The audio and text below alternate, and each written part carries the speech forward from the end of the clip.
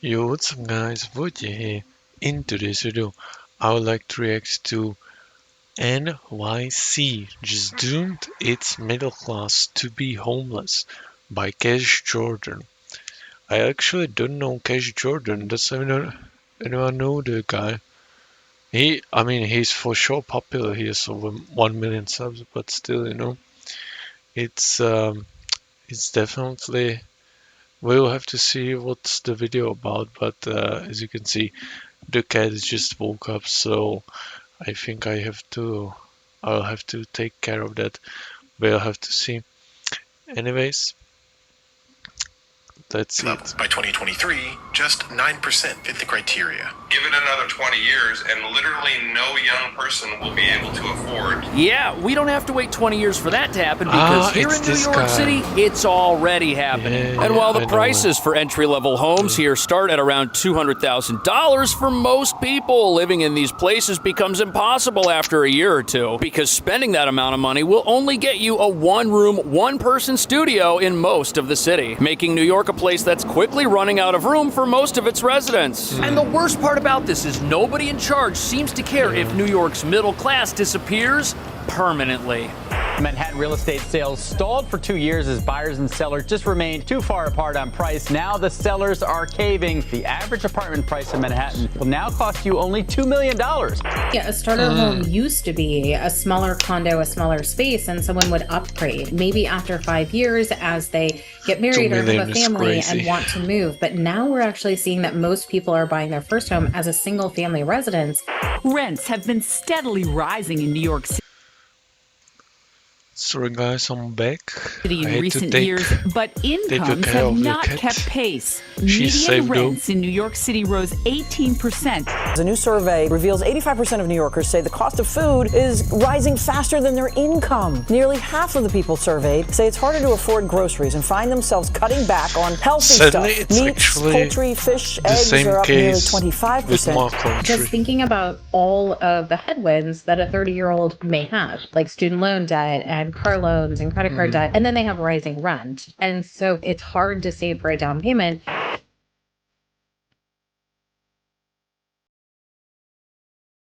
So if you thought homes in America were overpriced, here it's newsworthy when something hits the market for under $1 million. And what nobody's talking about is this unaffordability crisis. It's only going to get worse in New York because it's not just the home prices here that are forcing average people to leave the city. Literally everything in this city that has a dollar sign on it costs more here than it does anywhere else. Want milk? That'll cost you almost $10 a gallon. Deodorant? Get ready to fork over $20 to not smell like the rest of the city. Speaking of smells, if you're brave enough to take the subway to work in the morning and put your life on the line, that'll cost you almost $3. All to work for a paycheck that in most cases will not cover your rent. Something 1 out of every 3 New Yorkers spend half their income on every single month, leaving folks with very few opportunities to save anything, let alone buy a place and build wealth. Something the middle class in America has traditionally done through home ownership. You start working, buy a home, and it builds equity, increases in value, and serves as your primary residence. At least that's how things are supposed to work. But here, that home you bought, it's a one-room apartment for one person only, and it could technically be a primary residence, but if you get married and your life expands in any way, you'll be forced to move out of that place faster than you can say eviction. Which is essentially what's happening to New York City's working class. They're being evicted from this city by a series of economic factors that none of our wealthy, progressive elites think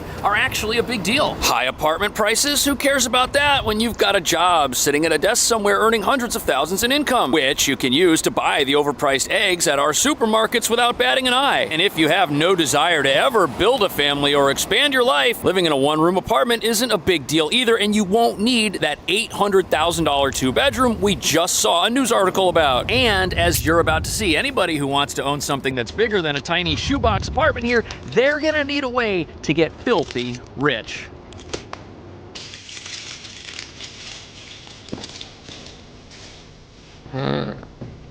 How did he get the keys though? He's probably I mean, he has 1 million subs, so he's definitely rich in some way. But oh, this is a place he has shown us. Looks pretty used, but you know, might be fine. How much is this place though?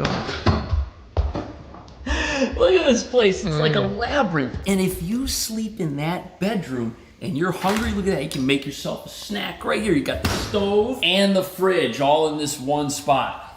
That's pretty good. But renting this for $3,500 a month is way cheaper than buying it for over $800,000, which is the price of that other 2-bedroom. But this is what you'd consider to be a starter home or a starter apartment. It's the right size for somebody big, or though, a couple, for maybe who are starting out professionally and don't have a whole lot of stuff. And traditionally, somebody starting out in the workforce would be able to scrape together a small down payment after a few years and get something like this. But if that's no longer possible and people are paying rent their entire professional lives, that really screws up what have been the traditional ways the working class has built wealth and taken care of themselves after they retire. And certainly this dynamic of unaffordable starter homes and homes in general isn't unique to just New York, it's happening everywhere. Starter homes are disappearing from the United States. In the early 1980s, as many as 40% of the new homes built were considered entry-level. By 2023, just 9% fit the criteria. Give it another 20 years, and literally no young person will be able to afford to purchase a home, period. Yeah, so in New York City, you don't really have starter homes that someone starting out would be able to afford. In fact,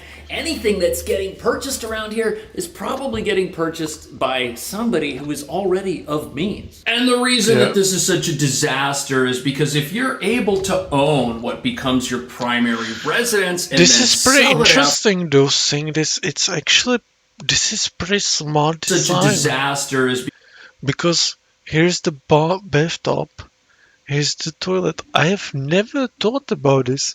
This is pretty smart. Because if you're able to own what becomes your primary residence and then sell it after a while, well, it means you'll be able to recoup what is the largest expense most people have, housing. Man, this is definitely a tight sink. This might be a starter home for somebody who just became old enough to start washing their hands by themselves. Man, look at this. My arms are stuck. But if there is someone every apartment in this city is like this to an extent, he can't and live you can either in this rent apartment. something like this or you can way overpay to say that you own something like this. But the problem of a lack of starter homes in this country, it causes a couple of problems. The first problem, obviously, is the whole dynamic of how people build wealth through home ownership instead of paying rent. But the second problem it causes is that eventually it'll push up rental prices beyond what most people can afford. And that's where we find ourselves in this city. We've now run out of affordable homes across the rental market and the sales market. And some people say things may be past the point of no return. And if you look across the street here, you can see the obvious problem here. We aren't building new buildings. All of these tiny little buildings here, they have to be replaced by the exact same thing if they ever fall down. And even though you could triple the amount of people living in each plot here if you just allow taller buildings, New York zoning laws do not allow that. And that's why most of the real estate that you find in this city looks and feels like where we are right now. However, the lack of new construction isn't the only reason why housing prices haven't gone down to what most people can afford. Sadly, there's a much bigger monster out there that's holding many people back financially, stopping them from owning homes, and it's probably not going to change anytime soon. The premium paid to buy a home has increased sharply relative to renting over the past decade. Increases in home prices have also outpaced increases in wages. Why does he show it on the phone though? Has climbed to 38. That's up from age Little 29 in unprofessional, 1981. So people used to buy what would be considered starter homes in their 20s, but now people are buying those same homes in their 40s, essentially. Now, one recent report has the average sale price of a home in Manhattan costing $2 million, which is just an insane amount of money. Well, let's say you're able to find one for $1 million. Here, I found one. It's got terrible pictures, which are shrunken down for some reason. But look at that, $999,000. And what do you have for a monthly payment? Well, you've got a mortgage payment, which is going to be around $7,000 a month, and then maintenance fees, which include taxes, of around $1,900 a month. $9,000 a month to experience home ownership. You could rent a home and take the other $5,000 plus a month that you're saving and invest that money somewhere else and get a return on that. Home ownership almost doesn't make sense for many people in New York right now, but because of the rental prices, neither does renting, unfortunately. Now, yes, you could drastically increase the number of starter homes here if you would build more of them. However, we don't just have restrictive zoning rules. We've got another problem. Look out this window here. Look at all these buildings packed up next to each other. There isn't any vacant land or any space to build new stuff. The only way to build here is up, and we're not allowing that for some reason. I guess we still want to be able to see the sky, which of course won't be possible if you fill up all the empty space we've got here with a bunch of skyscrapers. And if you were to do that, blocking the view of everybody that owns a home right now would devalue the price of their homes, revealing that people who already own something now are totally against the idea of newcomers to the home ownership game. Yeah, like I mean, me or obviously. you, which has a lot to do with why there's so much opposition to new home construction or taller buildings in general. However, New York City is so much further down the doom spiral of unaffordable home prices that it should be serving as a canary in the coal mine, so to speak, for other cities that don't want to build homes either. Only it isn't able to serve in that manner for itself for some reason. Now new data backs it up. Rents have been steadily rising in New York City in recent years, but incomes have not kept pace.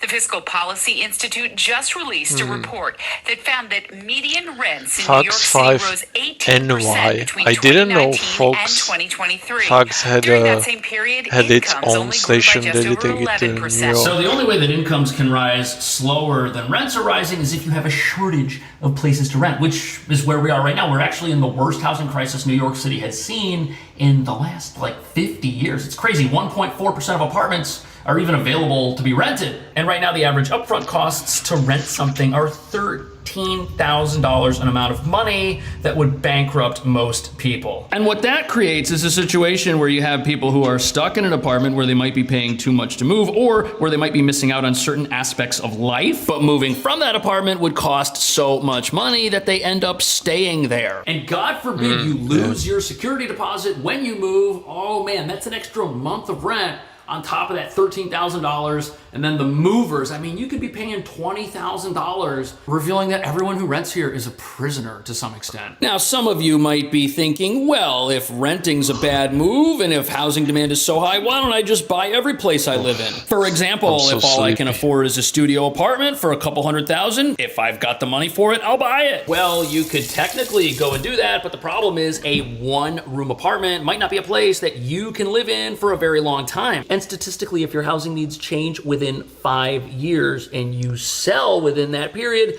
you'll lose money. And this rule is known as the 5-year rule. But here's why it doesn't always apply, especially in overpriced markets like New York. This is a one-room, one-bathroom apartment. It's a studio, and it costs almost $500,000. And if you look down here, the last recorded closing was back in 2016 for around the same price, which is what it's selling for today. Whoever bought this thing 9 years ago is gonna lose money on it. And even if they sell it for the exact same price, they still have to pay the broker's commission. They have all the costs of owning it, the carrying costs. And if the home you buy here doesn't go up in value, that could blow up all of your plans for financial freedom and wealth building for sure. But losing money on your primary residence, if that's the worst thing that happens to you in New York, consider yourself lucky, because now prices are so high that even buying the things that are supposed to go in the apartment and keep you alive while you live here is becoming impossible for most people.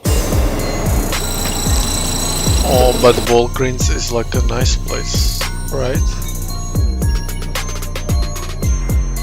This is crazy. $2.49 for the basic Walgreens water brand. That is crazy. But it's not just Walgreens. Every store here that sells anything has prices that are much higher than most people expect. And in fact, they're so high that many people are having problems feeding themselves. And food insecurity is a real deal here when people are also trying to pay their overpriced rents. 85% of New Yorkers say the cost of food is rising faster than their income. Nearly half of the people surveyed say it's harder to afford afford New groceries York and find again. themselves cutting back A on channel healthy dedicated stuff. to New York. You know something? This sounds just like the housing market. 85% of New Yorkers report I know that the costs New York to buy is food big, are rising but way faster than they can afford. With things like cereals and baking products being 26% more expensive than they were in 18. Milk and eggs, those are up 25%. Fruits and vegetables, those are up 17%. And astronomical grocery prices are just another way the middle class here is being squeezed and forced out of this city. Basic apartments, those cost too much. Basic foods at the grocery store, those also cost too much. Now, food prices are rising due to factors that are related to the production of the very foods we're consuming, yes. But that's not the only reason prices are high in a city like New York. You've got other issues like theft, which causes a lot of stuff to get stolen. And if people are stealing their groceries instead of paying for them, that's just gonna jack up prices. And 93% of grocers said they were shoplifted from in 2023. That's absurd. But that's not the only problem you've got in New York. You've got the high rent, you've got the high costs of labor. All of that jacks up the price that a given thing of rose oil moisturizing hand cream has to sell for. But out of control rents aren't the only problem a store like this is going to have. They've got out of control utility costs as well. Any business that uses water for any reason now has to pay more for it because of new taxes that the city charged itself and then passed along to landlords and companies like this grocery store. But it's one thing to have high rent along with a high cost for obtaining the products you want to sell in your store. At least you can account for what those are. They don't typically change on a week-by-week basis, but shoplifting, that is unpredictable. A store could be fined for a while, and then it could get hit big time, and massive amounts of products could get removed from the shelves. How on earth does a business fight that? Sure, they can fight it by adding the security guard that Trader Joe's has, but that costs money, and if a whole bunch of products get stolen, the only way to get that back is to raise the prices of everything that's still left on the shelves. And businesses here have it so bad already. We just talked about the theft. That's an astronomical problem. And the rents for stores like this,